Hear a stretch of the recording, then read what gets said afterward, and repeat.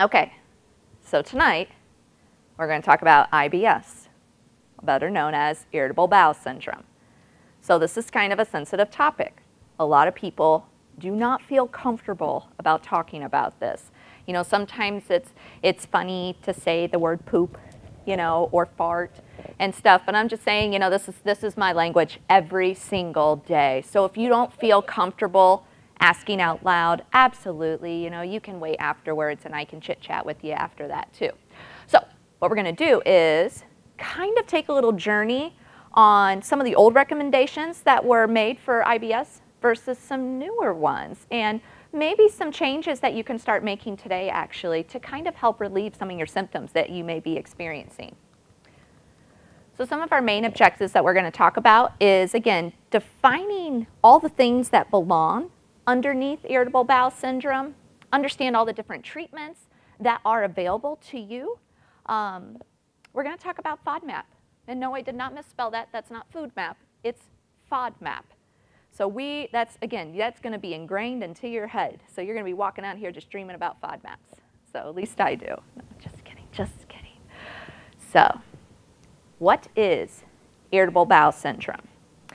Previously, this was known as colitis, spastic colon, spastic bowel, mucus colitis. It's gone by a lot of different terms.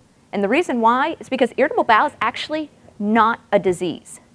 Irritable bowel is an umbrella term for much different symptoms that fall under it, most notable from diarrhea and constipation, abdominal pain, bloating, and gas. So that's why it has changed a lot of names over the year. But in the last 10 years or so, irritable bowel seems to be the most common one that's used. This affects about 10 to 15% of the population. And in some more recent studies, we think as much as 20% of the population. So 1 out of 5 people have these symptoms on a very frequent basis. So if we had 100 people in this room, 15 to 20 people would have IBS. Here's the thing, out of those 15 and 20 people, maybe 10 to 40% actually seeks help for their symptoms. So out of the 100 people, maybe 1 to 4 actually talk to their doctor about it. So that's the problem, is that a lot of people just think that this is the norm. My poor husband, if you've been to one of my presentations before, I throw him under the bus under every single presentation. And you guys get to know more about him. So, going to this thing about people just thinking that it's their norm. When we first got married and when we started living together in our house that I mentioned earlier, I walked in on him going to the bathroom. And he's like, "Get out." And I grew up in a house with women, you know, we talk to each other when we go to the bathroom. It's just how it is. And so I'm like, "Sweetie, are you sick?" He's like, "Get out." And I'm like, okay. So I waited outside. He comes out and I was like, "Sweetie, you have diarrhea. Are you sick?" He's like, "I don't have diarrhea." I'm like, "I heard you go. You have diarrhea." "No, that's how I always go." I'm like, "Are you kidding?" And so we had this back and forth conversation. He has literally had diarrhea for 20 plus years of his life. But to him, that was his norm because that's what he has always experienced. He said, "Oh, that's just my family. We all have irritable bowel." And he threw out that term. And I said, this is not normal. Something is causing this, and we need to try to fix it. So the things that I'm going to talk about today, this is what my husband went through as well. So, and again, and his symptoms have almost completely went away. He's just bad, and he doesn't follow his recommendations as he should. So what part of the body does irritable bowel generally affect? Well, really, we're just talking about the colon. So the small intestines, and then your large intestines. Now, sometimes people, you know, say that they have, you know, stomach pain, but again, it's not necessarily your stomach that's hurting, it's the bowels, because your small intestines wind all the way around inside you, smashed in a nice tight spot. However, people with irritable bowel are highly more likely to have peptic ulcers, esophageal ulcers, and reflux too. So if you feel like you have heartburn all the time, that's not necessarily irritable bowel, but it could be tagged along with, you know, the irritable bowel syndromes too, if you have some colon problems. What we find when we look at the type of people that have irritable bowel is that it does affect women twice as much as men, we find, which we really don't have an answer why that is. Possibly women are a little bit more stressed than men, and maybe their symptoms are more exacerbated. Side note, I read a study that women talk more than men. Big surprise, I know. But in the study, they said that women say as much as 20,000 more words a day compared to men, which is actually 3 times the amount of words than men do. And I really don't think that it's because we like to talk. I really think it's because our husbands don't listen and we have to repeat ourselves 3 times before they actually hear us. It's my one joke for the evening. And we're moving on. Also, there's this gut-brain connection that we're seeing. So a lot of people with irritable bowel syndrome in their symptoms, 50% of them also show to have some symptoms of depression and anxiety too.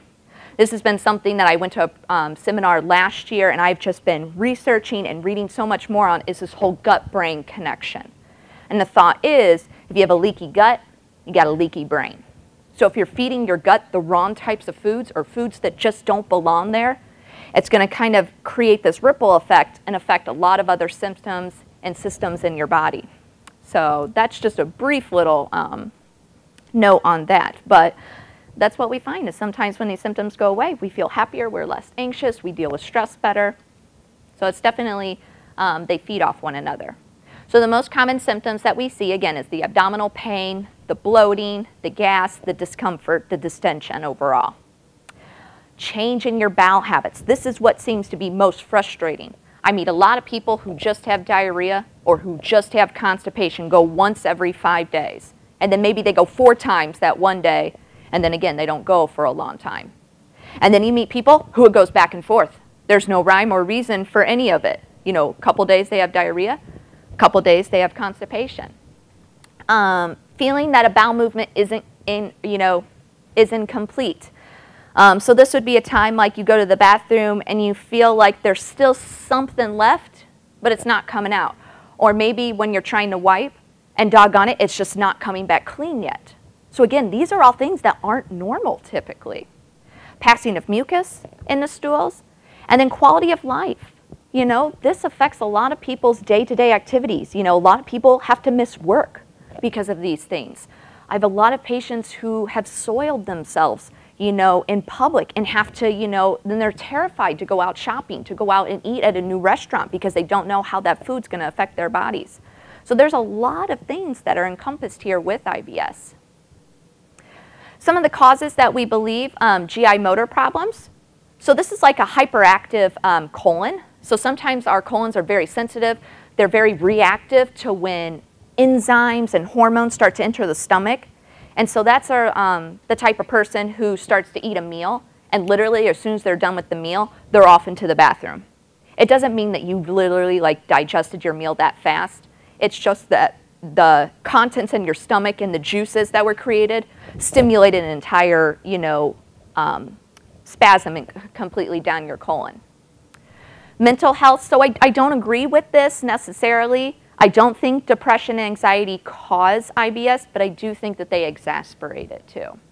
Especially people with stress, they find that if they do have diarrhea and they're extra stressed, then they find that that's when, you know, their symptoms are definitely flared up. Bacterial overgrowth in the small bowel, genetic body chemicals, hormones being thrown off, as well as food sensitivities. So how do we typically treat this? A lot of times medication is the first route, especially if you see your primary care physician for IBS versus a gastroenterologist. The reason why is just because what I've noticed is it's just easier to recommend fiber supplements and laxatives as the first 2 things, and a lot of times that helps. But in my eyes, what you're doing is you're just treating the symptom. You're not necessarily correcting the problem. You're not eliminating what caused the diarrhea, what caused the constipation in the first place. So that's why, again, we're going to talk a lot about is how to use food as your medicine versus overloading your body with medications. Of course, there's lots of anti-diarrheal, anti-spasmodics, which are just, again, trying to relax the colon so it doesn't contract involuntarily. antidepressants to sometimes, help with the mental health. And then these are prescription drugs for, again, constipation and diarrhea. But sometimes I feel like you should really try to exhaust all dietary interventions before you consider some of these medications. Probiotics can help in some people, stress relief mechanisms, as well as diet lifestyle changes, exercise and sleep changes too, which that's what we're really going to focus on. So if you have been battling irritable bowel for years, for decades, or if you know people who have, sometimes the things that you have been told to treat it are making your problem worse. So the old prescription was fiber. Fiber was the key in, fiber was the key out. In fact, my handouts that come from my Academy of Nutrition and Dietetics still only talks about fiber, unfortunately. So if you've got diarrhea, we need to increase your fiber. If you got constipation, we need to decrease and then increase your fiber. But a lot of times the type of fiber that people were choosing was making the problem way worse. Sometimes you might have been recommended to avoid raw fruits and vegetables or roughage, which that's okay, but it's getting there, but it's very vague. Avoiding milk, yeah, I agree with that. A lot of people do have a lactose intolerant problem. Drinking more water, absolutely. More water will help flush through your digestive system better. Keep in mind, sometimes these old recommendations still work. And my example is a lot of times I'll evaluate somebody's eating habits and they're terrible. They skip meals, they eat fast food all the time. Everything they eat comes from a box, from a can, from the frozen section. So sometimes all we need is literally just to clean up your eating habits, and that can improve your digestion too. So the newer recommendations, which we're going to hammer down today, is the FODMAP diet. So this is a learning diet, meaning you're going to learn more about what your body can digest and what it just simply cannot. This is not meant to be a forever diet.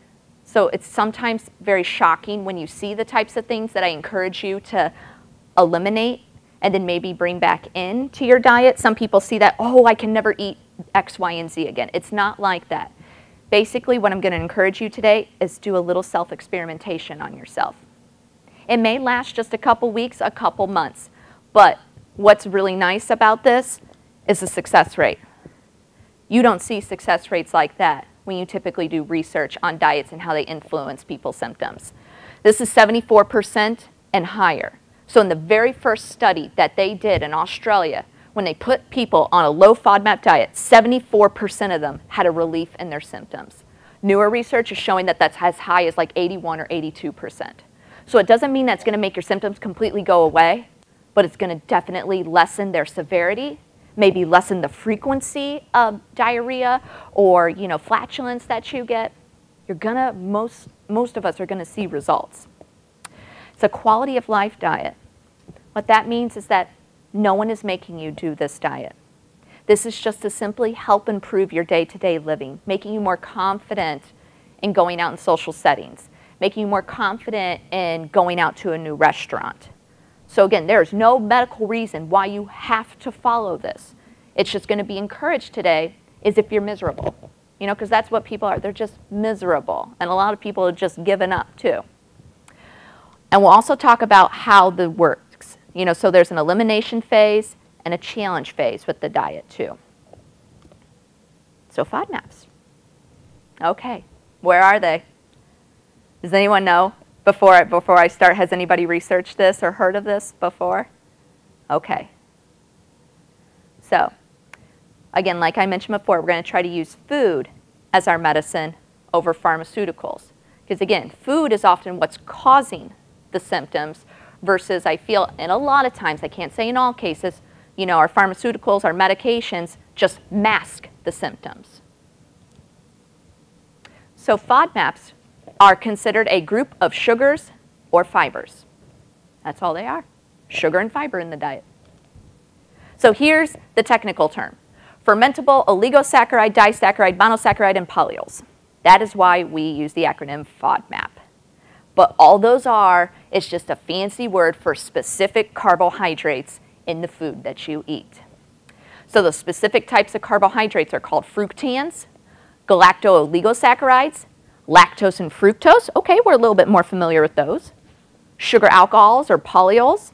And all of these things are found both in natural, processed, and artificial foods. So these are specifically short-chain carbohydrates that are poorly absorbed in your gut.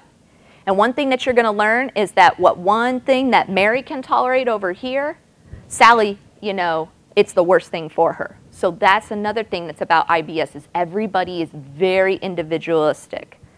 Like we all have completely different taste preferences. I love sweet, sweet, sweet. My husband is salty, salty, salty all the way. Each and every one of your colons has a different taste preference too.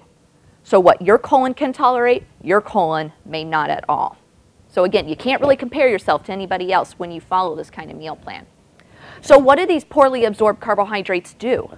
They pull fluid, more water, into your intestines. So when their intestines are plumped up, it's where we get the bloating, the distension, the pain, the cramping.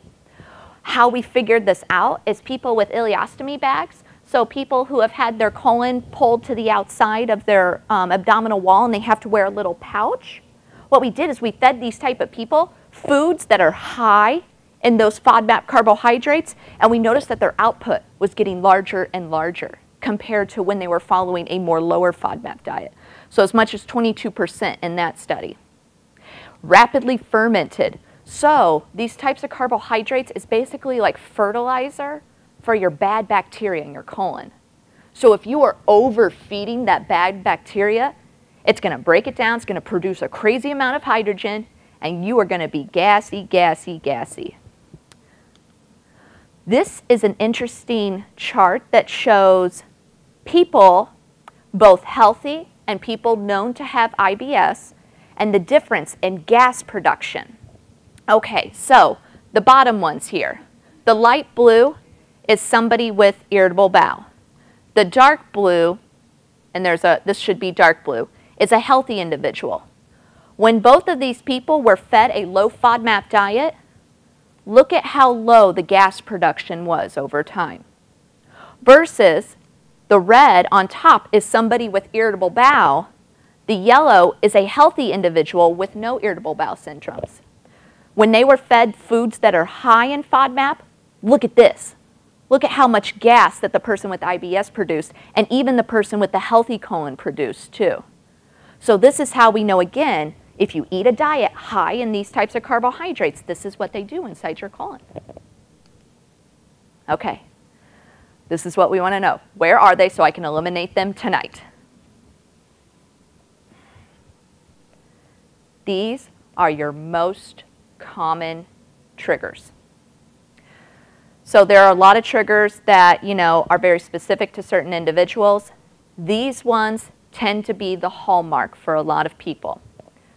So the fructans, wheat, so wheat products, cereal, pasta, bread, crackers, granola bars, pretzels.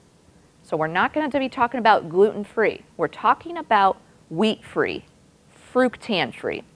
So rye goes along with that, onions and garlic. To me, this has been our biggest frustration in our household because onion and garlic were like my 6th and 7th food groups that I cooked with. So that had to change a lot of how way I cook at home. Legumes is the next biggest one. But I can tell you a little secret, nobody just digests legumes. How many people do you know can eat a bowl of chili or a big bowl of beans and never have any kind of flatulence afterwards? Milk is another big one. And then here's our fructose group. So this is things like honey, apples and pears, watermelon, mango, and then your sugar alcohols, sorbitol and mannitol. Now sugar alcohol, it sounds like it's a fake food, but it's not. It actually does occur in natural foods. But it can also be added to foods as well. So there's a double whammy with the apples and pears. Stone fruit, sugar-free foods, as well as mushrooms and cauliflower, they also occur naturally in. So, in individuals with irritable bowel syndrome, if you have a known diagnosis of it, these will typically always be your trigger foods. So, if you walk out of here today just completely lost on where to start, just start maybe here. Because this is off, honestly, when I see my patients, that's the #1 thing when we go through a food frequency. So how many different types of foods they eat throughout the day, that's the #1 there. Because literally, we're used to eating wheat at every single meal. It's just how that we're, you know, bred with our typical American Western diet. So what we also find is healthy people, so people without irritable bowel, also malabsorb this. They may just get a little extra gas. They don't have full-blown symptoms. Versus somebody with irritable bowel, this may cause you to have diarrhea. It may block you up for a couple days. You know, you may have some wrenching gas pains going through you. So this is a really important list, and we can come back to this too. So what are the other foods that can cause this? All right, so fructose, so that wheat group. So this is wheat, rye, onions and garlic, artichoke, inulin, and chicory root. Who knows what type of foods we see that ingredient in a lot? Has anyone tried any of the Fiber One or Fiber Plus products? Which it makes sense because we need to increase fiber in our diet, right? And, oh, I did something bad. Just kidding. I'm very easily entertained. So that's the thing, is that fiber can help, but if you've ever tried a Fiber One bar, you know, oh my gosh, it's like Gas City. It's because literally the first ingredient is chicory root. So a lot of times when you have a food that's fortified with extra fiber, this is how they do it between these two items right here. So if you ever see FOS on a food label, that could also be a big trigger for you as well. And FOS is a fructooligosaccharide, which again is just a big fancy word for a long carbohydrate. So galactans, this is your beans. So of course we got our lentils, legumes, chickpeas, but it's also going to be found, again, galactans is just a different chain of carbohydrates, in broccoli, Brussels sprouts, and some of your soy-based products. I'll also warn you, this group here, this is being debated right now as how bad we think they are for people with irritable bowel, because there's a large number of research that's showing that, well, we think that this is actually okay as long as you eat less than half a cup per serving. So you can have broccoli, but make sure it's 1/4 cup, but no more than half a cup. So you may be able to tolerate foods on this list, but maybe just in very, very, very small portions. Lactose. So lactose is found in cow, sheep, goats, milk products. So just, I know a lot of times people try to switch it up thinking that it's going to save them, but the lactose is still there. So this is milk, yogurt, pudding, custard, cottage cheese, and ice cream here. But this is pretty common. A lot of people already notice that they get a bad tummy ache if they have cereal too many days in a row from all the milk, or if they have a big bowl of ice cream at a birthday party. Fructose. Okay, so fructose occurs naturally in foods, such as in apples, pears, mangoes, watermelon, sugar snap peas, honey, and then it also can be added in the form of high fructose corn syrup.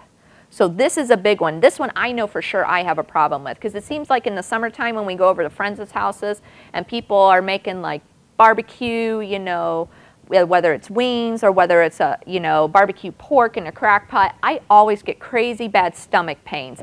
And what I found out what it was if you look at barbecue sauce, either the first or second ingredient is high fructose corn syrup. So high fructose corn syrup is in a lot of the foods that we commonly eat. Pretty much it's in all your condiments. It's in ketchup, it's in a lot of your jams and jellies, it's in, so not maple syrup, but it's in, like, if you buy that, is it called Aunt Jemima? Or that's what I've always called it, Aunt Jemima, or we all know what I'm talking about, the one that's the lady. Log Cabin, you know, all those typical syrups. That's not real syrup. That's just high fructose corn syrup.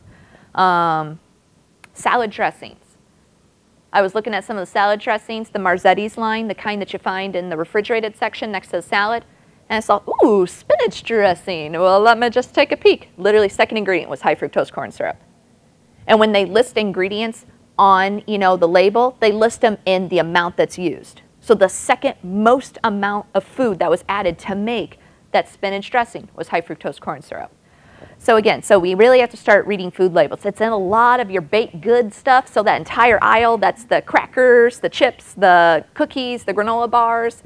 Basically, that's definitely going to be red flag for high fructose corn syrup, as long as a lot of your bread products too. So polyols, which are your sugar alcohols, they can occur naturally in your mushrooms, cauliflower, your stone fruits such as apricots, nectarines, cherries, and then the itols, so mannitol, sorbitol, xylitol, sugar-free stuff. So regardless if you have diabetes, pre-diabetes or not, regardless if you have irritable bowel syndrome or not, I do not recommend sugar-free anything. And again, one of the big things there is because if you take out natural sugar, you got to replace it with some kind of chemical. And a lot of these chemicals were born in a factory. And your bodies were not meant to digest chemical food, you know. So that's a big thing. If you want to talk more about that with me afterwards, I'd be happy to stay too. Okay, so how do we apply this to our eating? These foods are not what are causing the functional bowel problems. But when you remove them, you're going to see a nice release in your symptoms. So what I ask you to do first is start keeping a little food log, maybe 1 to 3 days worth. Record everything that you eat. And then assess maybe some of those things that highlight the things that you're doing a lot of. Are you going through a gallon of milk like every 2 to 3 days? Maybe milk is one of the first things that you maybe try to target. Or maybe again, maybe it is the wheat. Maybe you have cereal for breakfast, a sandwich at lunch, and you regularly have pasta with your dinner meal. Again, there's wheat coming in every single time that you feed your body throughout the day. Because this can be overwhelming when you look at the list of all the things you want to eliminate versus what's your safe food list. So that's what I encourage is sometimes just start with 1 or 2 things. Slowly cut those out. You'll probably start to see some relief in your symptoms and then maybe move on. Cut out another group of foods, maybe another couple other things too. But definitely try to target your most problematic food first, or the one that you're eating most often. So the elimination phase. Let's just say, you know, my example is we're going to do wheat and dairy together. So at least 4 weeks, I want you to go completely wheat and dairy free, no cheating whatsoever. So definitely take into consideration what's going on. Like, are you going to be traveling in the next month? Do you have some big social gatherings, like a bunch of anniversaries, celebratory birthday parties to go to, weddings? Maybe this is not the best time to do a full-blown elimination. You can try tweaking, you know, cutting back a little bit here and there, but you may not get your full results unless you do the full elimination. Some people need up to 8 weeks. Because basically what we're doing is eliminating those types of foods, those carbohydrates. We're going to reset your colon back to square one. And if you think about it, if your problems have been going on for years and decades, it's going to take a little while to kind of clean out. Okay, so be patient with it. I had a patient a couple months ago. It took her she did not see any symptom relief until week 6. She came and saw me and she's like, I was literally just ready to stop all of this. And she's like, and then one day I finally woke up and I didn't look like I was 5 months pregnant anymore. You know, because her main thing was the bloating all the time. So again, you got to be patient with it. Definitely keep a food diary and a symptom diary. So again, if you have any extra gas, if you do have any problems going to the bathroom, you want to keep note of it just so you can start to pinpoint, are there certain foods that you can start to connect the dots with? If for some reason, after 8 weeks of doing this and you still feel no symptom relief, it's time to move on to other things besides FODMAPs. So we've got to consider caffeine, alcohol intake, high-fat foods. Some people we find have a really hard time digesting those, or maybe too much fat, like more than 10 grams of fat in one sitting, may be too difficult, as well as like preservatives and all these chemicals, sulfites, nitrites and nitrates, and food dyes that we add to food. Because again, our bodies were not created to digest food coloring and chemicals. We were created to digest real food. So after you've done your elimination phase, some people just continue on because they feel better than they have ever felt in years. Like, holy cow, when my husband had his first solid bowel movement, he called me up because he was at work. Guess what?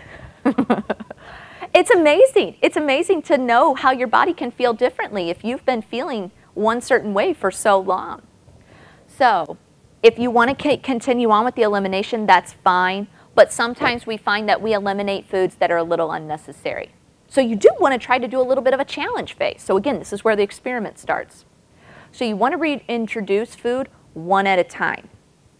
Because if you have toast for breakfast and a big glass of milk for lunch and you have diarrhea the next day, you don't know what caused it. You don't know if it was the bread, the wheat, or if it was that big glass of milk. So that's why, again, we got to take this slow. Again, patience is key. So you're going to try to choose one FODMAP group at a time, too. So how we talked about the fructans, which was the wheat, the rye, the onions, the garlic. The lactose group, which was the milk and the dairy products. You want to stick to one group and move all the way through it before you move on to another group. If you have a symptom upset, so say again, like all of a sudden, like you get terrible gas pain, or all of a sudden you're no longer regular, you do want to wait a while. Let your colon reset, and this could take anywhere from 3 days up to a week before you start trialing new food back in. Two methods from when I've done my research as how they do that. Method number one, eat one new food every couple days. And you want to eat that food multiple times a day. So maybe again you start with wheat. So you have a piece of toast with breakfast, and you have maybe a sandwich later on in the day. And then maybe you have an English muffin, the next day. Again, you want to be trialing that food every couple days. Method two, you just pick one food and you do it twice that week. This is definitely a conservative way. This is a much more aggressive approach to doing it too. So everybody's just a little bit different with how severe their symptoms are to begin with. Okay, so don't be too overwhelmed with this list, because one of the handouts that I provided you with tonight is going to give you the low FODMAP. So the foods that are lower in these types of carbohydrates. So this I got from a presentation provided by a pediatric nutrition group that I'm a part of. And it was just nice. I just really liked the way that they laid it out. So they went, here's our fructose group. Foods that are high, foods that make suitable alternatives because they are lower. So again, with the fructose, we see again watermelon, peaches, mangoes, apples, and pears. They have watermelon again there. This was not my slide, just not taking the blame for that one. Dried fruit, when we go into vegetables, asparagus, sugar snap peas, like I've mentioned before. Honey, unfortunately, and I know honey is a natural sweetener, and I love it. I put it in my lattes all the time. But the way, when you break down honey on a chemical level, it's just got so much more fructose compared to sucrose in it. Versus sugar, there's an equal amount. So sugar is perfectly fine to use, for whatever purpose that you need it. Agave nectar, I know that was really popular a couple of years ago. It's kind of fading out, but that's definitely not a substitute that you want to use. And definitely not high fructose corn syrup. So that's what I mean, going back to the syrup example. If you're having, something that requires syrup, you use real maple syrup, not the fake stuff. So again, real maple syrup is a little bit more expensive, but it tastes better, and it's definitely worth it too. So just a few fruits, but again, this isn't all of them, just a few fruits that are just examples of some better alternatives. Ripe bananas, grapefruit, cantaloupe, strawberries, blueberries, all your berries are a good one. Kiwi, your citrus fruits are going to be safe too. Again, this is a very short list. And of course, here's our lactose group. So lactose-free milk products, almond and rice milk, hard cheeses have a very minimal, if not no lactose in them. So your hard Swiss, your hard cheddar, your hard Parmesan, those are going to be perfectly fine. They do encourage you to try to keep it to 1 ounce serving size, so that's equivalent to 1 slice of cheese, basically. But that should be fine to continue on with. Lactose-free yogurt or Greek yogurt has been shown to be a little bit more tolerable. Butter is okay to use. And then again, some of your sweets could be gelato or sherbet, sorbet. So moving on into the fructans and the galactans. Again, this fructan group, this is the biggest group because unfortunately that's where, again, all the wheat, the garlic, and the onion products fall into there. You see also some vegetables that kind of creep in here, such as cabbage, okra, shallots. Again, these are all things that I love to cook with beforehand. Your sprouts. Over here in the sugar alcohols, you see those stone fruits again. Those are those sugar alcohols. Again, remember the ital. That's the main thing that we're looking to. Suitable alternatives. Carrots, celery, bell peppers, potatoes, spinach. You got a lot. One of my favorite things to do is I saute a lot of vegetables now. And I'll kind of julienne all my vegetables, and I'll do carrots, zucchini, red bell peppers, and then I'll usually throw a little bit of spinach in right at the end. And I don't use soy sauce. I use coconut aminos actually, which is it's a gluten-free alternative to soy sauce, and it's actually lower in sodium. So I do that a lot. We do a lot of side salads with, again, the appropriate types of vegetables in there. So there are ways to continue to eat really healthy, because that's like a lot of people get scared that they can't eat any fruits and vegetables, and that's not the case. This is one thing that I'm going to highlight. They say suitable alternatives for sugar sweeteners. You can use real sugar, that's okay. Glucose, that's okay. Aspartame, no. No, I want to cross that off right there. I am not promoting aspartame. So aspartame is which color? Pink, blue, or yellow? Is aspartame equal? Is aspartame Splenda, or is aspartame sweet and low? It's blue, equal. And it's also what's found in all of your diet soda and a lot of your diet sugar-free, fat-free, low-fat stuff. That's why Yoplait had this whole movement where people were writing in that we want you to get rid of the aspartame in it. And so they did. They followed up with. And I honestly, I don't eat Yoplait, but I don't know what they replaced it with. But aspartame, we thought that it was okay before, but we're finding more and more research that it does have some damaging effects on our intestines. So I don't want to promote that. So this is a brief list of foods that you can eat. When you're kind of doing this elimination phase, or maybe these are foods that are going to be less likely to aggravate your colon problems. So proteins, pretty much all your proteins are fair game here. And the reason why is because proteins, or your meats, have no carbohydrates in them. Again, that was the theme we talked about. Carbohydrates are those sugars and those fibers. Those FODMAPs are not found in meat. So you can always have some meat, some protein with your meals, eggs in the morning, chicken, fish throughout the day. If you do beef, I'd encourage leaner beef, leaner pork, because again, some people do have some problems digesting some of those fattier cuts of meat. And then almonds, flaxseed, peanuts, pecans, lots of different seeds, lots of different nuts are perfectly fine. The two nuts that they caution against are pistachios and cashews. But again, that's not everybody, but those are just the two nuts that are a little questionable. So eat the proteins for sure. All right, grains. We're looking for wheat-free grains here. So rice and oats definitely count. Corn products, again, there's we see our rice products. Potato products. Those are the things that are more suitable, more easier for the colon to digest. Of course, lactose-free products like the rice and the almond milk. Who in here already drinks rice or almond milk? Yeah? Sometimes? Because it doesn't have protein in it. It does not have protein in it. So that's why you have to be, yes, absolutely. You have to be more cognizant of having protein from another source. What I do like about them, though, is they've got more calcium, more vitamin D, and more B12 in them because they're a fortified milk. So, got it. Yes, yes. So that's what, again, what may be good for one person is not the answer for another person. That's exactly what we learn and why there's never one simple solution to this.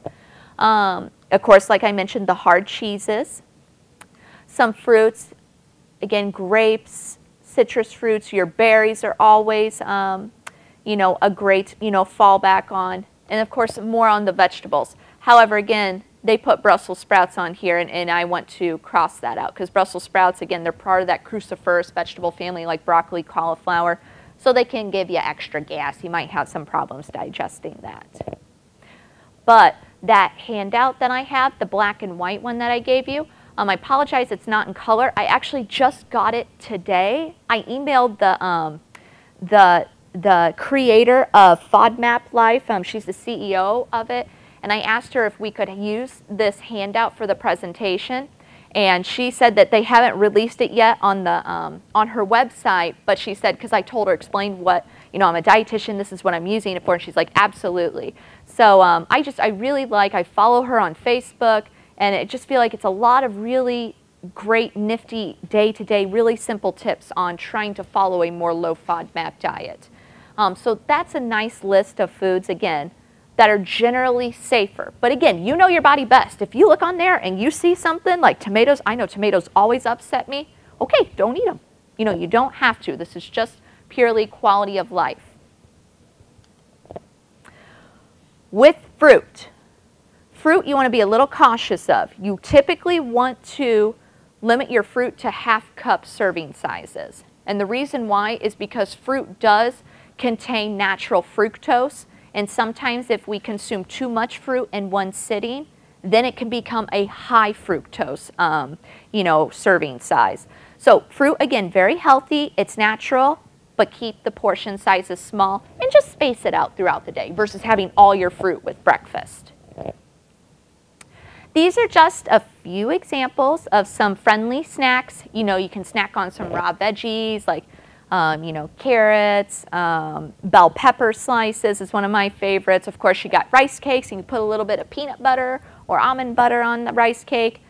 You know, some lean red meat, eggs, hard cheese, popcorn. Obviously, definitely we want to drink more water. Greek yogurt or the lactose-free kind of yogurt, which I definitely see at a lot more of our grocery stores. Thanks to Hy-Vee, all the other grocery stores are now trying to keep up and compete with all of the wellness variety of foods that they offer.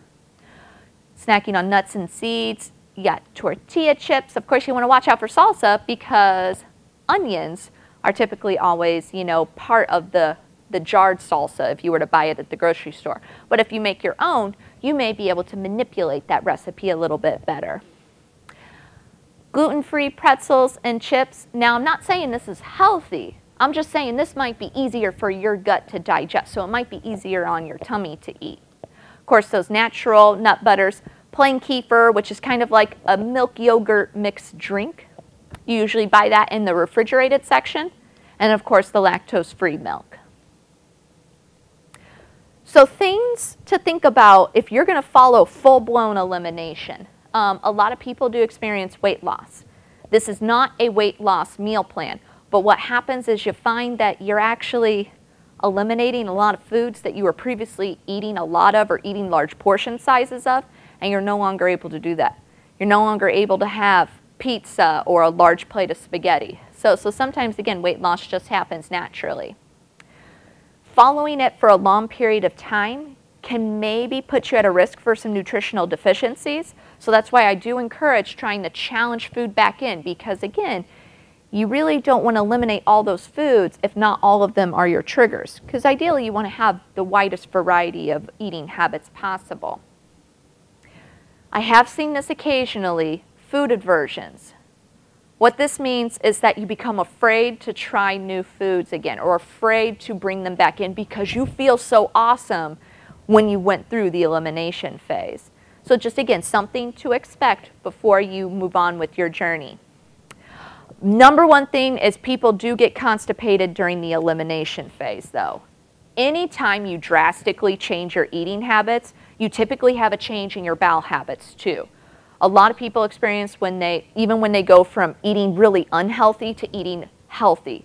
Again, it's just a transition phase of your colon adjusting to the types of nutrients that you're putting through.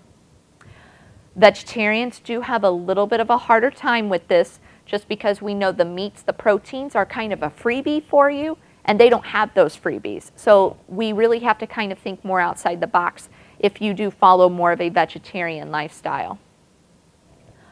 Cutoffs and threshold levels. This is another frustrating but interesting aspect about it.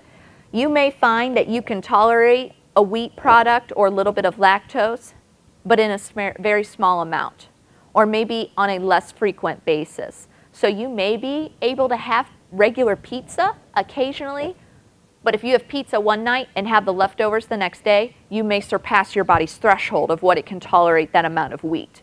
So that can be something to look forward to, is that you don't have to give up all this food forever, but you may just have to learn to have it in just very small amounts when you do choose to enjoy it. So the frustrations. Absolutely, this is number one, and this is number one on my end too. Lacking consistency in recommendations.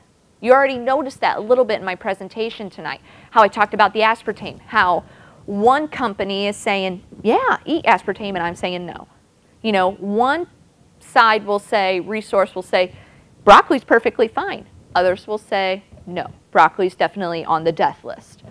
So that's something that we see, and what's the cause for this inconsistency is the different measures that they use to test the food on a molecular level to test for those carbohydrates. We don't have just one standard way of doing it. So one measure may say this amount of FODMAP in a food, and this type of test will say it has only this amount of FODMAP present in the food. So that's why, again, we see the inconsistencies and the resources, like if you begin to try to research this on your own. Recommendations do change too. So I will point out my handout. So the colored one, the one that's front and back that you got, I made this over 2 years ago. And since then, things have changed. Like I know on there, I think foods high in FODMAPs on the back. I have sweet potatoes listed. Sweet potatoes are now on the good list. Sweet potatoes are now considered a low FODMAP food, so a food that's safe for your colon to eat and digest. So those are just things that you see. You'll see foods jump from one category to another quite frequently, actually. Food prep and grocery store shopping can be a little bit more time consuming, just because, again, you're maybe making foods that you're not comfortable or used to making. You're now reading labels a little bit more, checking for that high fructose corn syrup. And during your elimination phase, it may limit some of your social occasions. You know, going over to a friend's house or participating in potluck, dinner meals. It may be a little frustrating. So that's why I encourage you, check your calendars. If you're going to do the full 4 weeks, which I highly encourage, make sure it's a 4 weeks where you don't have a lot going on that's going to, pull you or tempt you to try to, accidentally go off the elimination. Okay. So I briefly wanted to talk about gluten-free. So low FODMAP is not a gluten-free diet, but many gluten-free products are safe to consume on it. This is why. FODMAP is a carbohydrate in bread. Gluten is a protein in bread. So they're two completely different things. And this is why, and this is what we found with my husband. First of all, I thought he had celiac disease. So we had him tested and it came back negative. But his symptoms completely went away. He got normal bowel movements when we eliminated all wheat from his diet. So how do you explain that? How does he not have celiac disease, but he got all better when we eliminated wheat or gluten? It's because his body was not intolerant to the gluten. His body was intolerant to the carbohydrate in there. So that's the difference. But one thing I want to point out, both of these items are gluten-free breads that you can find in the grocery store. Udi's white sandwich bread is perfectly okay. It's low in FODMAP. However, Rudy's original sandwich bread is a high FODMAP food because some of the ingredients they use to make it have honey and inulin, which we both, again, that's that fake fiber like in all the Fiber One and Fiber Plus products. So this is not a good alternative to use. So that's why, again, a lot of gluten-free foods are okay, but sometimes they do include those ingredients that could set you off. So This has been the hard one, especially in my household. And some days, I'll be honest with you, I give up. I don't care. I cook with garlic because, again, I love garlic. I love garlic on everything. And again, my husband doesn't follow it to a T because, again, it's just a quality of life. He knows he feels better. He knows he's less bloated when he stays away from these things. He just chooses not to a lot of the time. So how can you get that earthy garlic and onion flavor without cooking with them? Has anybody heard of this before? Me neither. I was hoping somebody would. This one I had to do a lot of research on when I was trying to come up with substitutes, and this is the one that came up most often. So it's an Indian spice that's derived from fennel. Keep in mind, fennel bulb is something else that you can kind of use, but it does get expensive, you know, a little bit compared to if you were buying just bulbs of garlic. So I understand, you know, not overdoing it on that. Make sure if you do venture into it, you get the wheat-free variety because some of the powders that they use do have a wheat derivative in it. And again, there's our high FODMAP food right there. And when you cook it, again, it brings out a nice onion flavor in your dish. Garlic infused oil. This is most commonly what people use. So you don't chop up or mince your garlic. You have the whole garlic cloves. Simmer it in your oil. Or a lot of people actually put it in a crock pot. Put like a bunch of oil in there, just put a ton of different cloves in there and cook it on low for a couple hours. But then you have to remove all the garlic cloves from it. But now you have a garlic infused oil. And of course on Amazon you can buy these things already made. But this would just be a way to do it more naturally at home too. But that's probably the most popular way of, again, getting that nice earthy garlic flavor. Using basil, spring onions, or chives, you want to use the green part, so not down at the bottom where the white part is, just the green part. Leek leaves, if you don't know what a leek is basically like a green onion on steroids. I think it's like the best way to describe it for those of you that know what leeks are. They have a distinct flavor. They're okay. Dining out. This is another kind of area. So just be prepared. You can dine out and be successful with choosing low FODMAP menu items, but you got to be aware of hidden sources. So like things like soup sauces, gravies, soy sauce, all those things are going to have wheat in them. Darcy's cheese sauce does have wheat in it. They won't tell me how much, but I did have to call them because I was calling to see if it was wheat-free for a patient, and they were able to give me that amount of information. Know your menu ahead of time. You know, if you can look up the menu online, that way you have a game plan so you're not overwhelmed when you sit down and you're trying to frantically look through all the different selections. I've got one patient that when she goes out, she always brings her own salad dressing. Because again, a lot of salad dressings will have minced garlic or onion in it, or again, like we mentioned before, the high fructose corn syrup. So she just always brings her own. And again, she knows it's safe and she never has a problem when she does that. And be confident when you talk to your server. I know I'm definitely Meg Ryan when I go out to eat from, what's the movie where she like says, I want this on the side, but then add a scoop of this, and then When Harry Met Sally. Yes, that is me. So you got to know how, don't be demanding, but you know, just tell your waiter, you know, like the phrase that I use up here, like, I'm sorry, I have a lot of food allergies, so my order's going to be unique.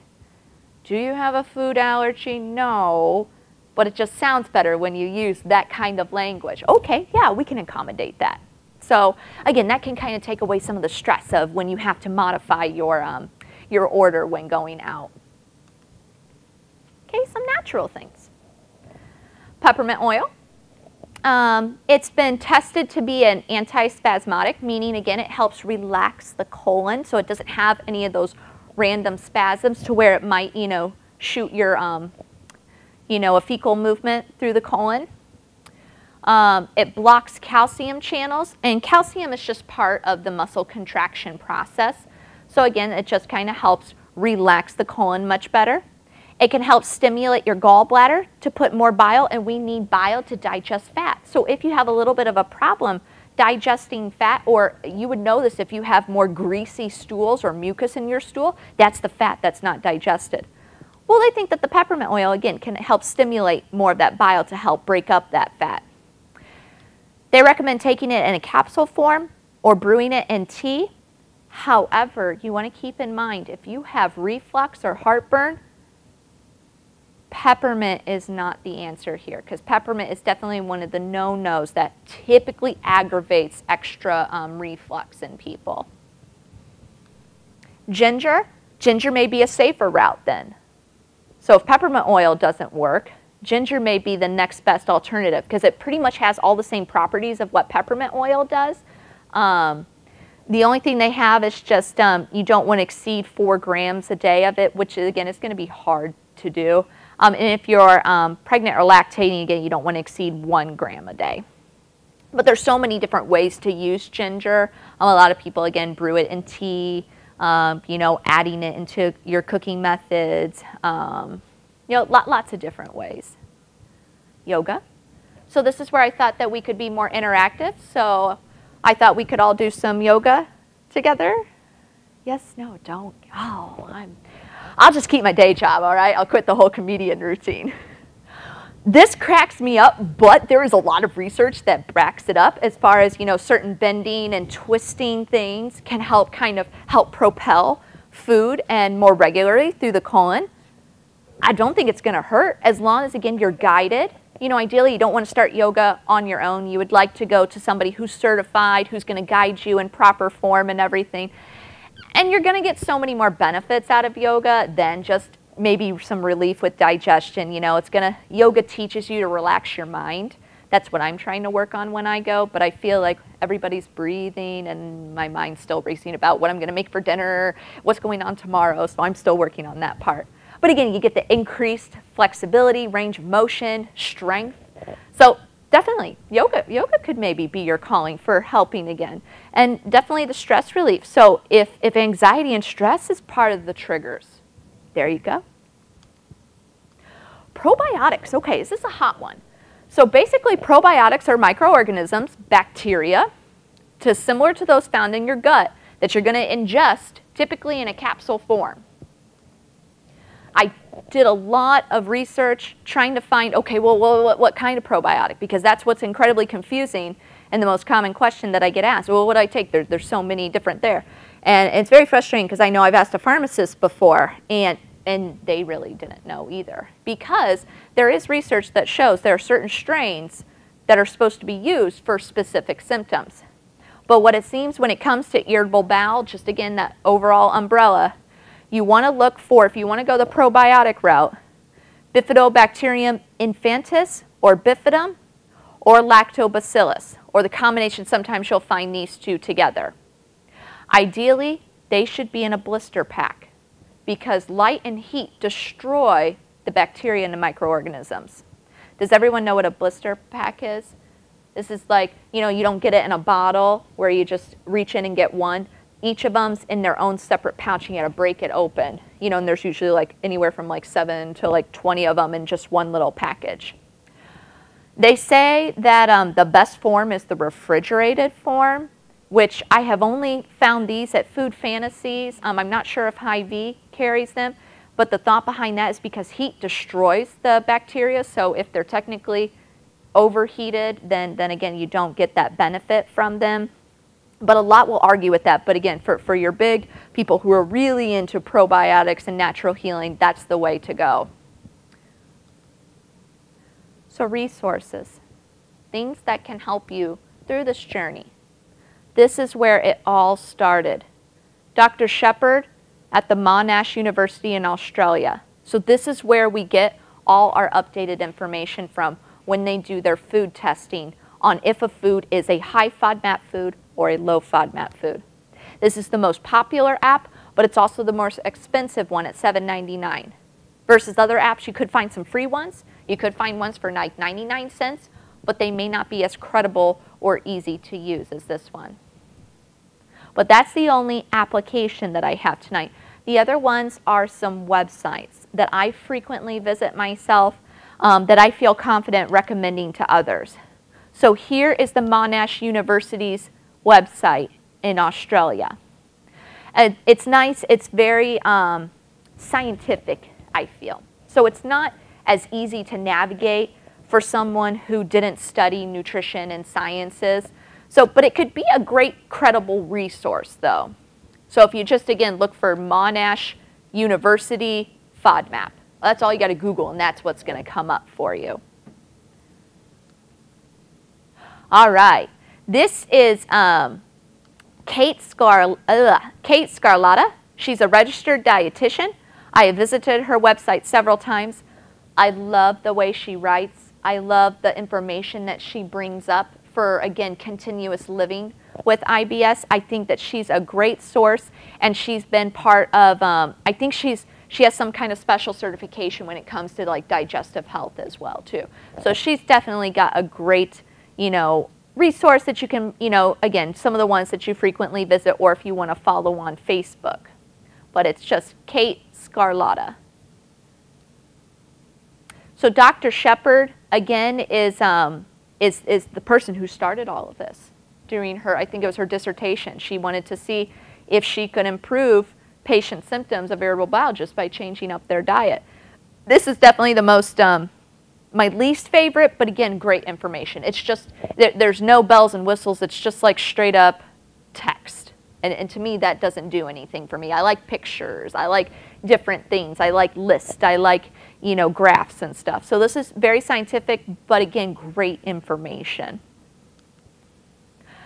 This one I love, FODMAP Life. I follow on Facebook. I usually read their blog or their post every day. This is where your grocery list came from today. So this is the person that I had emailed and got their blessing to use their handout that I gave out to you guys. So again, if you're really lost on what foods, that are going to be safer for you to eat, you can refer to that list. But keep in mind, you may not have to ever eliminate all those foods that we listed as the high FODMAP list.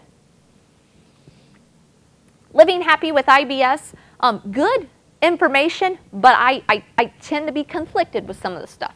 So they have some food lists as well, but they'll say like aspartame and some of the sugar sweeteners is okay. And again, I take a firm stance on that and really try to discourage people from overdoing it on those items. And then this is the last one, I believe. This is another dietitian. So again, we want to see more blogs that are ran by dietitians or, people that have some certifications in nutrition versus just somebody, a mom with a blog, basically. Just because you want to have a little bit more credentials, more credibility. So Stephanie Claremont is the dietitian that runs this blog. And again, I like it. I like her post. She's where I found a lot of that yoga information from. Again, it's just very easy to navigate. Lots of pictorials and visual effects with it too. Okay, so say you're in the elimination phase. What are some things that you can eat? Well, remember, our proteins. Your proteins are good for you. So eggs. So you can do an egg omelet without those foods that are those veggies, that are high in FODMAP. So you could do like your eggs. You could put a slice of Swiss cheese or cheddar cheese in there. You can do bell peppers, tomatoes, zucchini sauteed in there. So lots of things, spinach that you could throw in there. Of course, you got your oatmeal. You can put some blueberries or a banana in there, but you probably don't want to do both. You could add some nuts in there or a tablespoon of peanut butter, lactose-free yogurt with some fruit. So here's where, again, if you buy gluten-free, you want to make sure it's also FODMAP-free. You can do an English muffin, peanut butter, banana. You can do an egg sandwich. This is very typical of what I eat.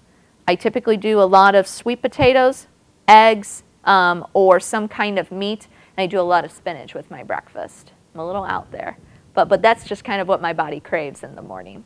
So definitely lots of things that we can work with here.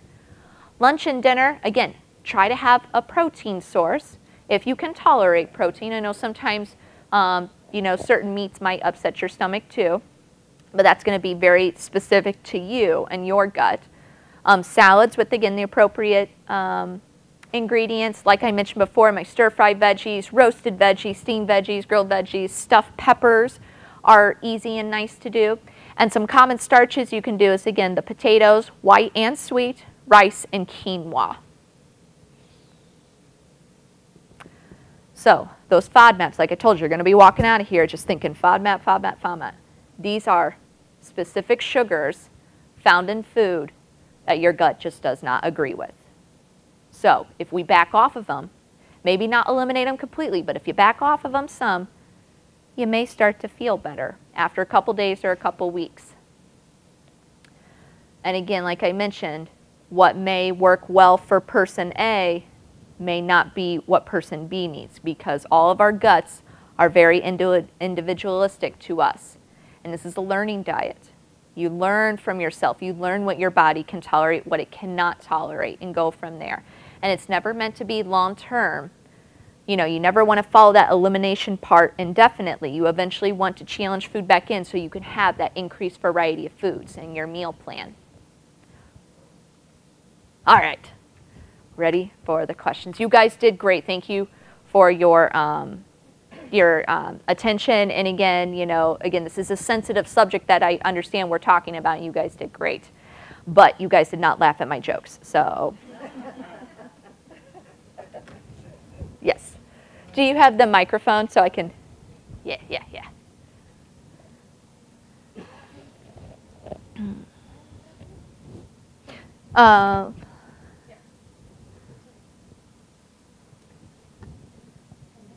Hello. Okay, there you go.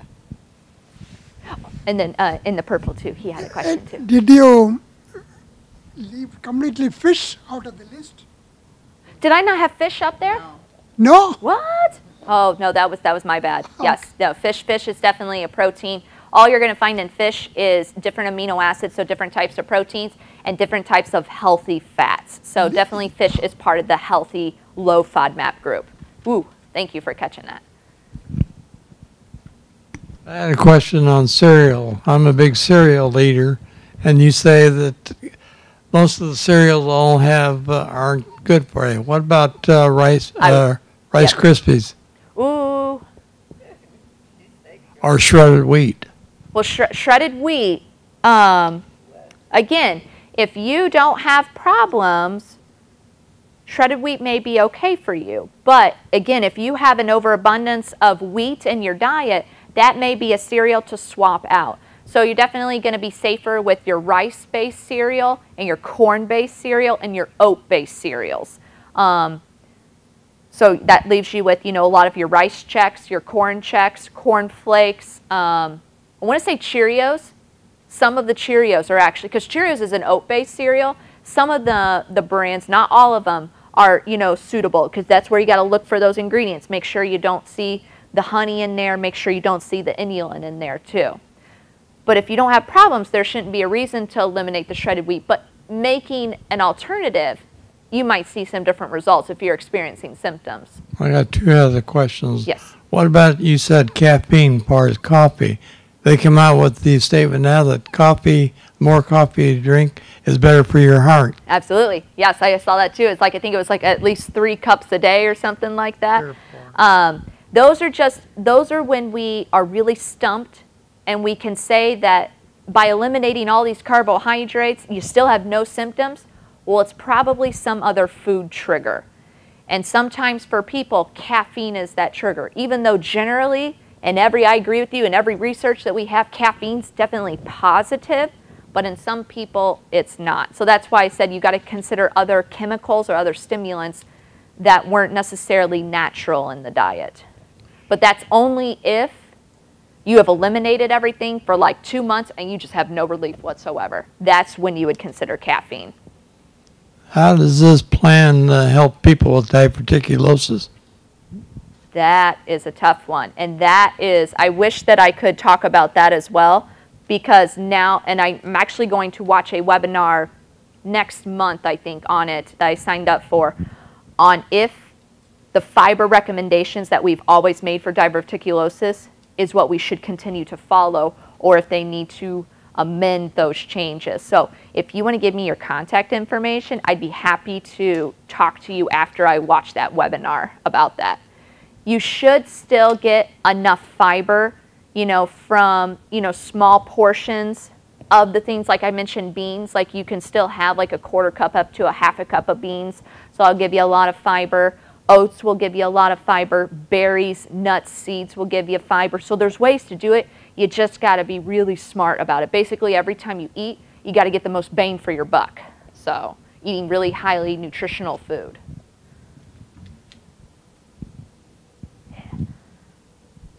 Well, I'm a 20-year IBS, but now Ooh. in the last 3 years, I have a small intestine problem, and I can't eat fresh fruits or fresh vegetables. Is that, you know that for sure about your colon, or that's what you were recommended by your I doctor? had severe to the ER. Ooh, okay.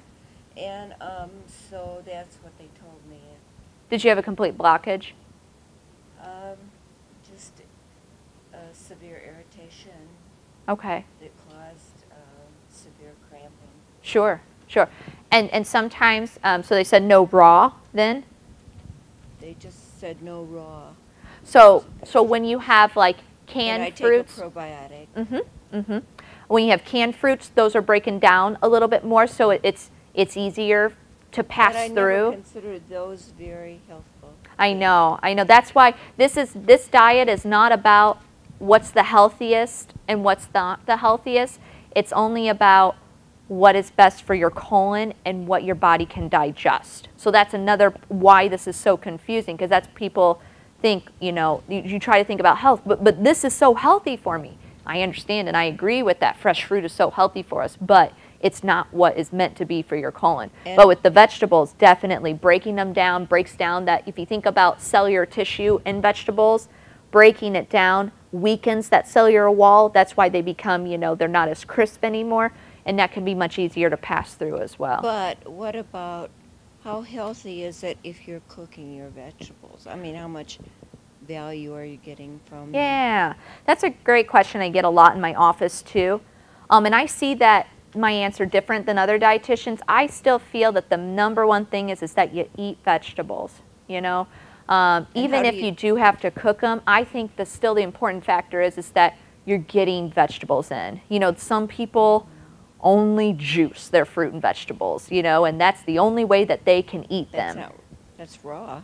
So, but that, I'm not saying for your, Yeah. but I'm just saying some people can only tolerate fruit and vegetables in a certain way, or they only like fruit and vegetables in a certain way. So the people that juice, those are my people who will not eat them any other way. They have to be disguised in some kind of juice or smoothie form. How do you suggest cooking them? You said you stir fry a lot. So, in olive oil, same thing with roasting. So when you roast vegetables, you're typically doing it at a high temperature, like 450 degrees. So I do my sweet potatoes. I'll do that. I'll chop up carrots with it. I'll chop up zucchini thicker, though, because zucchini will cook much faster than the carrots and the sweet potatoes will. I'll do bell peppers in that group. I've done, let's see, what else have I done lately? Those always seems to be my main four. And then little bit, maybe, because I'll fill an entire 13 by 9 pan with all those veggies. And I'll do usually about 1 to 2 tablespoons of olive oil and toss that all together. And then add, and I do cook with salt. And again, you can, if you want to cook with salt, you can or not. But again, all my things that I buy are fresh too. And then I add some other seasonings too that, my husband can tolerate. And then what do you steam? What kind of vegetables do you steam? I don't steam my vegetables. The only thing I steam is cauliflower, but my husband can tolerate cauliflower, and not a lot of people can, though. I was steaming cauliflower and broccoli, and no, eruption.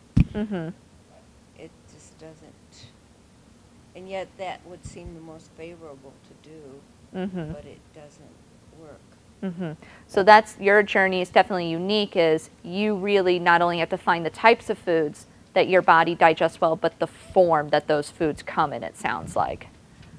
Recently. Recently. Oh, you said that's just been In the last few exasperated. years, yeah. And that's because of low immunity. And so it gets to be, and then I also have Barrett's esophagus. Okay. So there's a lot of different things. Yes. But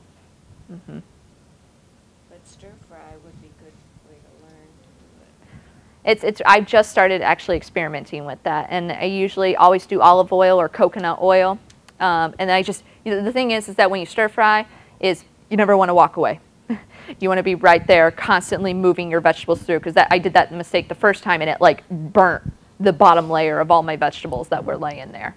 And to know what cooks how, what cooks fat, what cooks flour. It's sort of foreign. Yes, always a learning process, but generally the more thicker something is, the thinner you want to cut it. Like carrots, you always want to cut really thin. Peppers and zucchini cook extremely fast because there's so much water and not a whole lot of bulk to it. So that's why if you cook those a little bit thicker and your carrots thinner, then they typically cook at an even space. And if anybody else has any other cooking tips too they want to add in, we're just talking general cooking right now, so anybody can pipe in. So.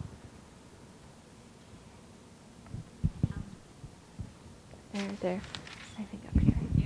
You were talking about some of the fact that you may worry about not getting the nutrients that we need. Are you familiar with, or do you ever recommend food supplementation like Juice Plus whole food supplements? Juice Plus is wonderful. I would do it myself. It's just, I feel like I already eat a good amount of fruits and vegetables right now that I just don't want to afford because it is a little bit pricier. But I think it's wonderful. Because basically in a pill form you're getting the equivalent of 17, yeah, I think it is. It's crazy fruits. amount, like different fruits and vegetables, and there's different forms. So you can get like a green one, like a berry one. Sam's does have like an off-brand. I don't know how that compares to the actual Juice Plus, variety though. Okay, thank you. That could be an option for you though, looking into that. Juice Plus, yes. Well, this is just a supplement, like a pill. So if you're not able to get the amount of fruits and vegetables that you're yearning for, at least now you can get the vitamins and the minerals like in a mega dose from these capsules. Well, you have the off-brand. Juice Plus, you got to find a retailer, like you have like somebody who sells Pampered Chef or Scentsy candles. You have somebody that's a retailer for the Juice Plus. Yes. I was wondering if IBS is hereditary. Oh, yeah. Both my parents had colitis, and then I've had issues. My son had issues, and then his two sons had issues. Yes. So I thought, I think it's in the family. I don't know if they say necessarily it's hereditary, but you see very strong links in it. Like with my husband, it's ridiculous. We all sit down to have pizza, and they all pap in their lactose pills, like everybody together, and it's just how their family is, and they don't talk about it. Like my husband had such a hard time talking about it with me because it's just they all accepted it that that's the way their family is and that's the way things will always be. But yes, I see very strong family links, and it even jumps generations.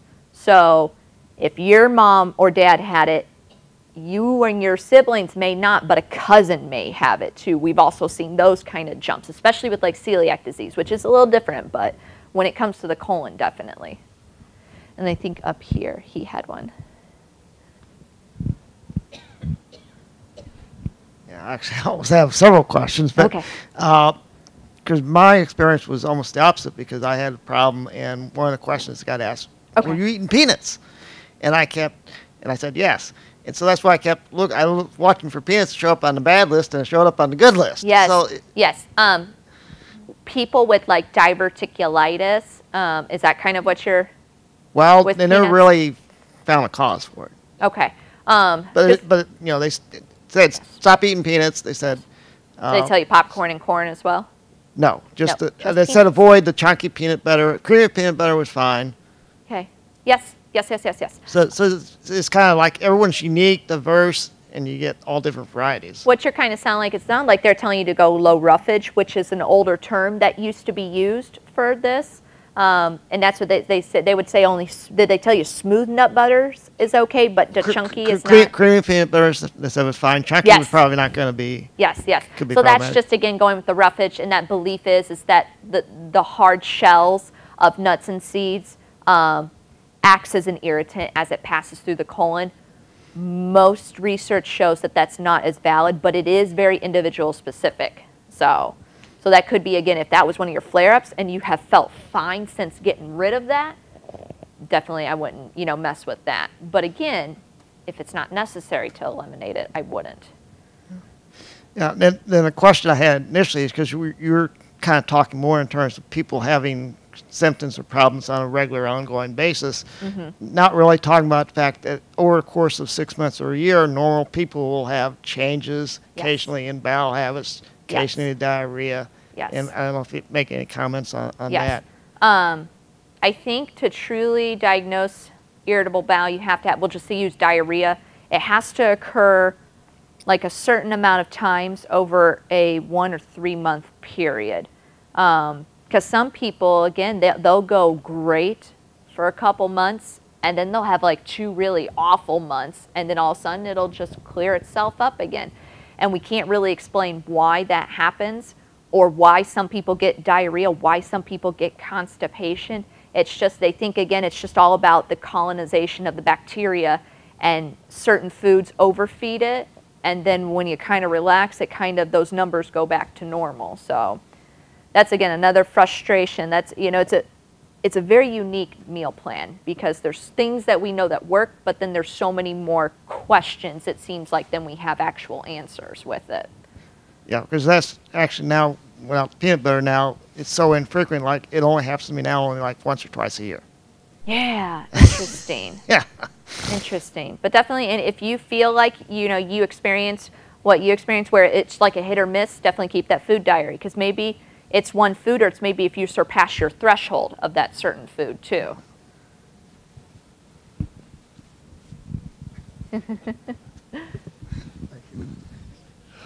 Three questions, if I may. Okay. What did you say a while ago about coconut milk? Is that good or bad? What kind of coconut milk? There's 2 different kinds. There's the kind you cook with and the kind that you drink. Drink.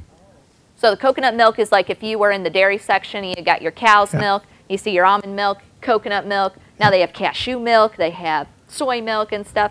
I think it's really sweet. I like it though because, again, it has extra calcium, extra vitamin B12, extra vitamin D in it, because that's what you got with your milk, your dairy alternatives. Like the almond milk, it's low in protein. So if you're drinking milk to get protein, that may not be the best milk for you. But again, it's easier on our digestive systems than, say, cow's milk would be too.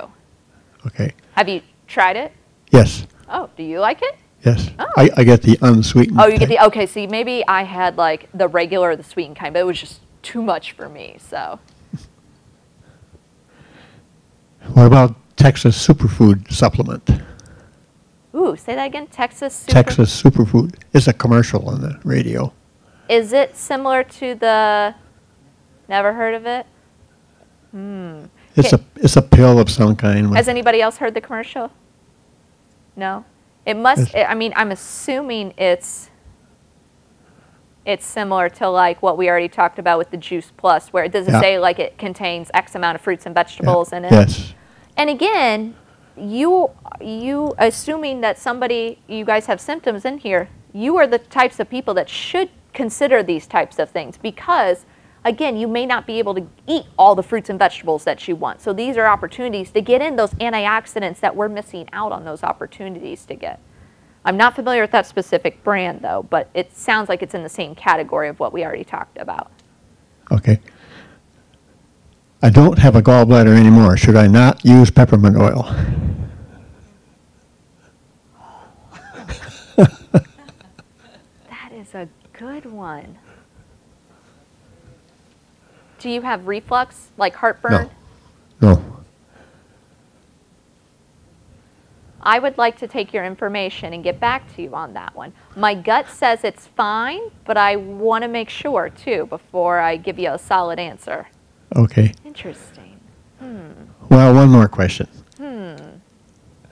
Should a bowel movement float or sink, or does it make any difference? If it floats, you have way too much fat in it. So your body is not digesting fat properly, but would make sense if you don't have a gallbladder, because gallbladder helps, you know, it stores bile. You know, your liver will put bile into your digestive system for you to digest that fat. So you should still be able to, but maybe if you had too much fat with a big fatty meal, and it was just too much for your body to handle, then yeah, it's definitely going to float from that. So that's definitely a sign that you're malabsorbing some of your food. And if you're not absorbing fat, then you're not getting your fat-soluble vitamins. So it really is a concern. Technically, yeah, it should always sink, to answer your question, though. Okay, thank you. Yeah. Yeah. I just wanted to share that I do have IBS. I also have diverticulosis and diverticulitis, Okay. and et cetera. Very familial for me. And I went on Juice Plus about 20 years ago because my dad and my dad's sister died from metastatic colon cancer. Okay. And they had all these same kinds of symptoms that unfortunately, like you said, are hereditary. Mm-hmm. So I do still deal with and try to, use a healthy diet, but I still have problems with that. I do believe, though, that you are getting a wonderful, great I feel like if you're eliminating in the wrong ways, you do need to supplement. Yes. Yes. In a positive way. And Juice Plus is highly researched. So if you want more information on it, I'm going to share a contact information with you. No, I'm perfectly fine share with it with that. other people. I know lots of people on it, and they're on it for different reasons, and all of them have had, lots of improvements like energy levels, clear skin. Do they carry Juice Plus? No. No? No. Got it. Okay. No, but I'm fine with that. And the gym that I go to, CrossFit Instinct, my coaches are certified retailers for it too. So, regardless, if you want to kind of look into this, again, I just warn you, it is pricey, but it's definitely one of those investments worth your health for sure. Mm-hmm. My question is on eggs. You mentioned eggs. Eggs, yes. Yeah. How many eggs per day, or egg white or egg Yeah. yolk? Yeah. Has anybody lot seen of me being things. interviewed by News Channel 20 in the last couple weeks? Yeah. That's been our new research that just comes out, and I'm just so delighted that it's becoming more mainstream, is that we're finding that the egg yolks, we're almost thinking that they're not bad for you whatsoever. It's still scary because there's so much cholesterol in it, and we have been embedded in our heads that cholesterol in your food is what causes high cholesterol in your bodies, but it's not. I eat eggs every day. I eat bacon on the weekends. Keep in mind that bacon and eggs is in context of what else you eat. So if you have bacon and eggs for breakfast and you have a burger and fries for lunch and go out for pizza and dinner, yeah, that bacon and eggs is terrible. But if you have bacon and eggs for breakfast, you have salmon and spinach and, red and orange vegetables for lunch, and then a big chicken salad for dinner, yeah, that bacon and eggs is part of a very antioxidant-rich meal plan. So again, I still think that there can be fun foods in the diet as long as it's consumed in context with all those other healthy foods. So I firmly believe that you do not have to eliminate the yolks. But to answer your question, how many a day, we don't know. Is there a tolerable upper limit? I think 1 to 2 a day is perfectly fine. If you need to go beyond that point, maybe take the yolks out and just do egg whites from that point on. Like if you need to make a super big omelet and it just requires more eggs, maybe pull the yolks out of that. But again, the yolk has vitamin A, it has biotin, it has B12, it has all these nutrients in it, because that's literally, you don't get closer to Mother Nature than an egg. So I'm all pro egg though, and a lot of dietitians don't side with me on that, but I'm sticking to it. Are you farm fresh, or does it matter to you? Ooh. Ideally, I would love farm fresh, but I just buy them from Sam's because they're cheap. I've got chickens if you need some fresh eggs. I'm being treated for type 2 diabetes. Yes. And I'm taking metformin. Okay. And once I got on metformin, solid stools are a thing of the past. Correct. Yes. So how long have you been on metformin for? 4 or 5 years. And you still have problems with it? Yeah. Well, it's not terrible, but I don't have solidly formed stools. So I guess the question is, would, you know, if wheat is an issue and I would start getting away from wheat, would that help with this or That's the thing. not? It's like when you start to follow this, a lot of people with prediabetes and diabetes it helps improve their blood sugar. Because again, what are FODMAPs? FODMAPs are carbohydrates. And I'm encouraging you to pull a lot of those carbohydrates away from the diet. So that's why, again, your eating habits end up becoming more lower carb than what they probably previously were.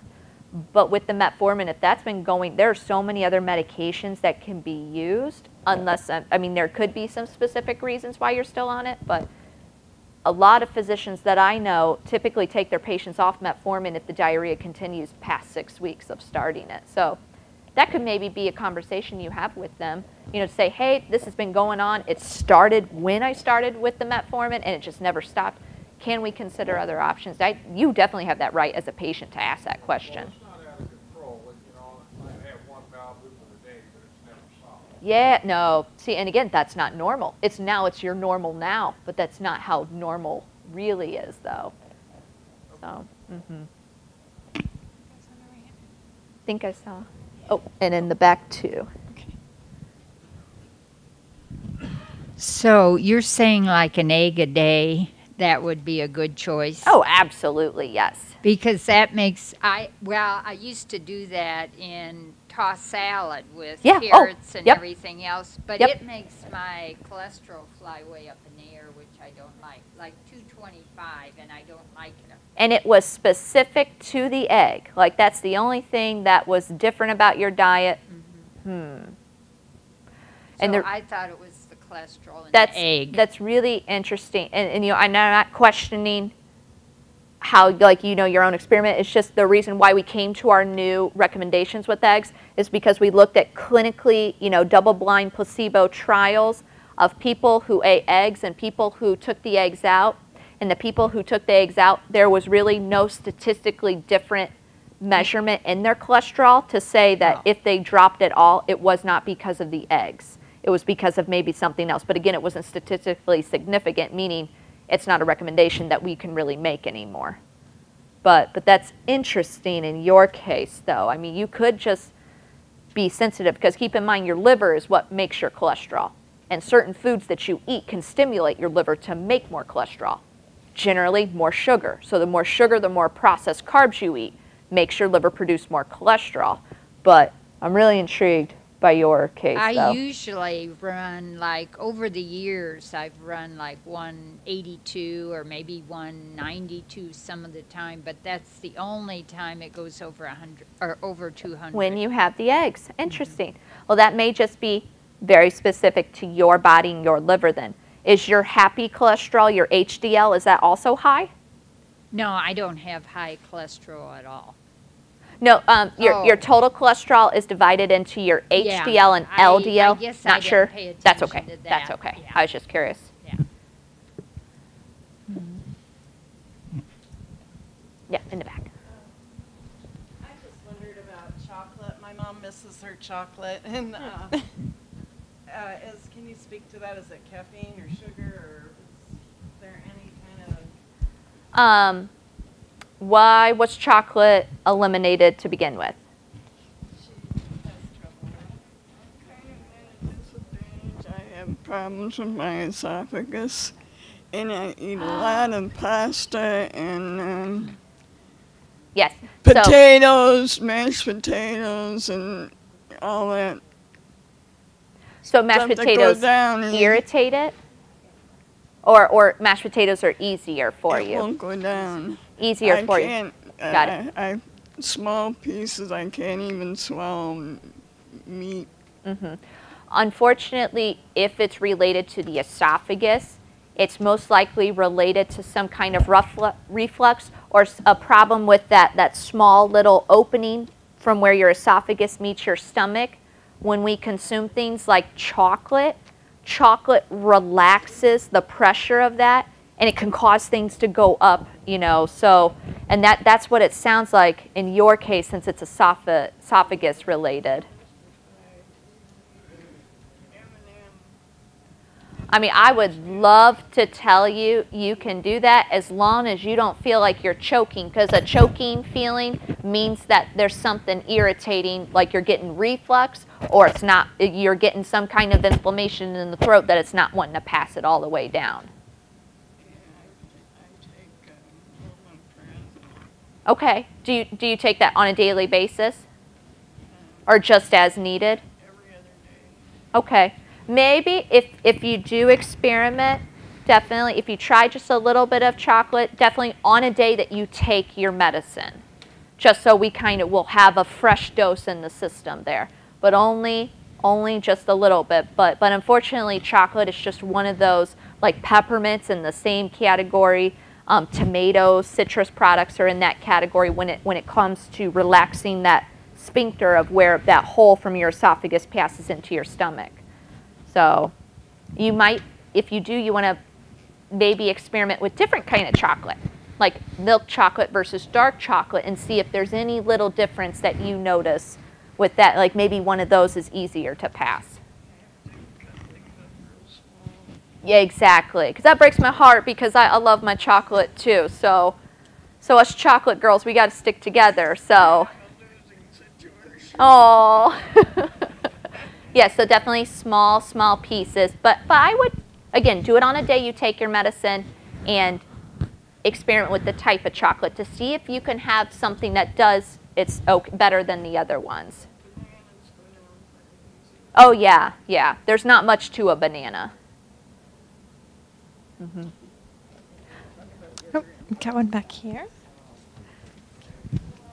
This is a little bit more on the lighter side, but it does have to do with the IBS topic that you were discussing tonight. A friend of mine was called up for jury duty and has a great problem with flatulation. Yeah. And so he tried to convince the attorneys and the court that he would not be able to sit hours on end on a jury without being charged with contempt of court. And so, anyway, they said, we need something in writing then, either from your doctor or from somebody. So he turned to me and he said, can you write me something? Oh, my goodness.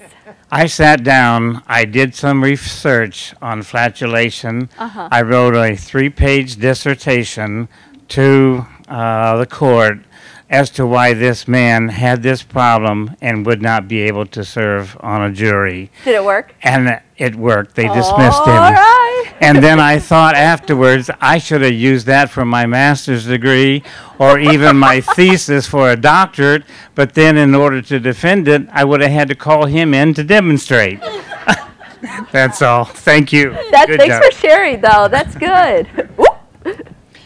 I have a question. You mentioned Hy-Vee, that you enjoy Hy-Vee. Is that correct? Hy-Vee shopping. Okay. Yes. Their healthy section.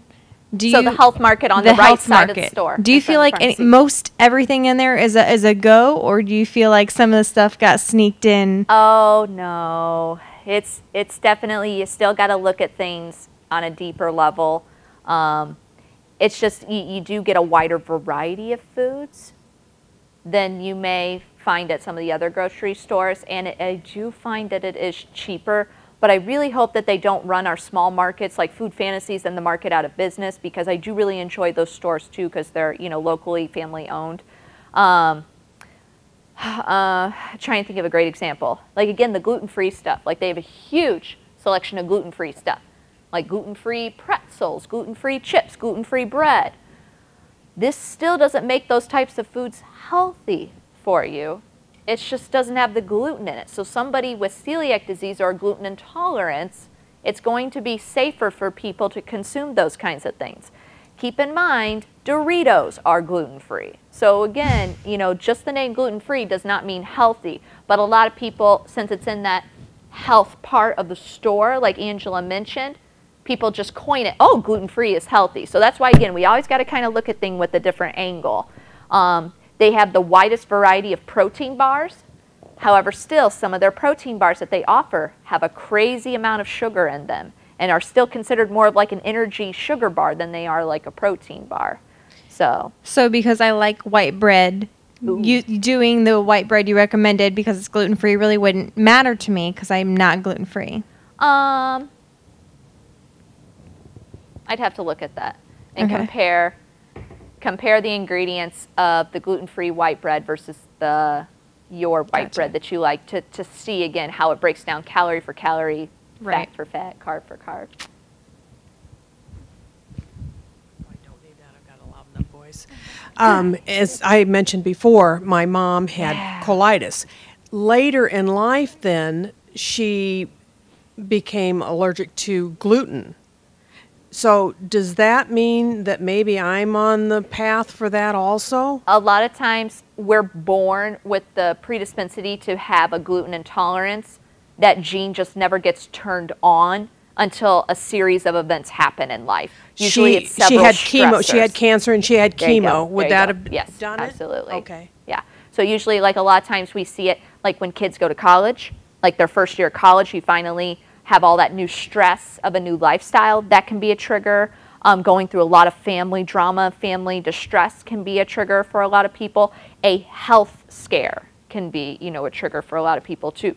Like women who become pregnant sometimes have these flare-up of, food allergies that they've never had before too. So again, when the body is in a different state, it can be just enough to turn on that gene that was always there. It was just asleep this whole time. For the gluten? Correct, yes. Really? Wow.